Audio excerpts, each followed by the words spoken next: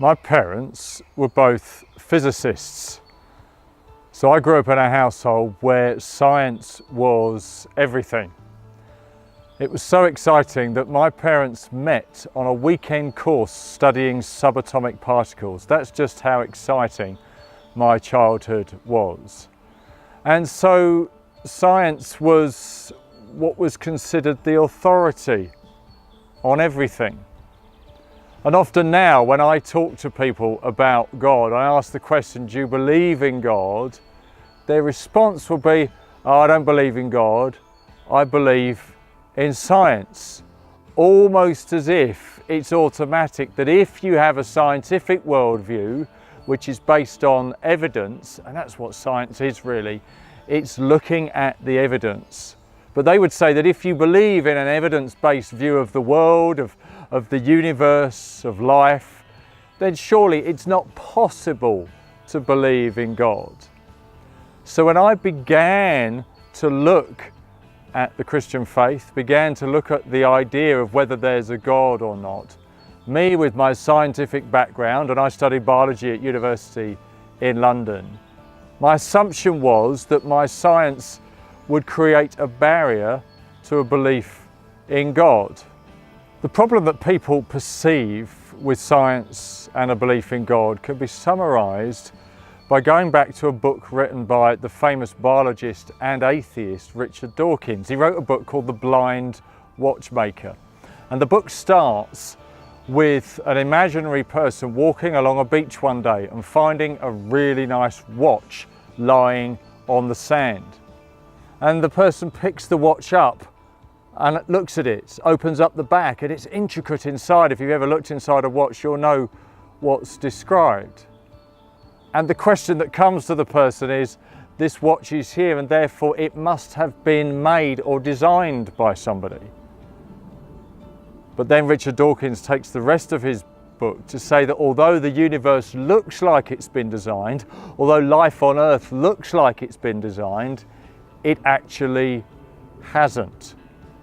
So many people would say that because even though the world looks like it's been designed, even though when you examine plants, and I study plants a lot, you look at them, you look how they're put together and it looks like design.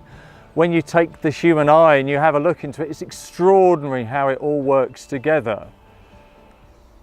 But Richard Dawkins would go on to say that this does not mean that there is a designer. But as I began to look at it, I thought it could be designed.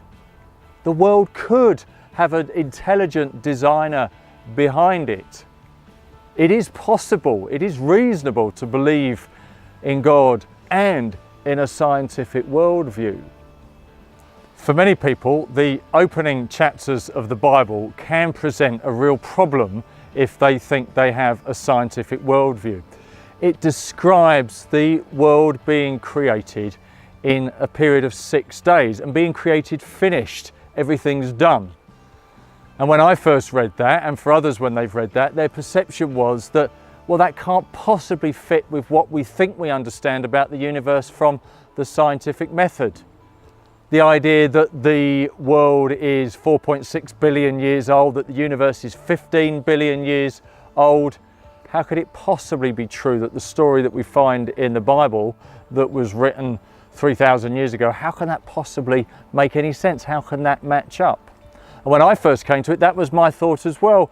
But as I read on, I realised that people that believe in the Bible throughout the centuries, long before Darwin appeared on the scene or modern astronomy, they viewed that story in a whole variety of different ways, not necessarily seeing it as a scientific document. It wasn't written for that, it was written for a different purpose. It was written to show that God is the creator of the universe and that He's the one that should be worshipped.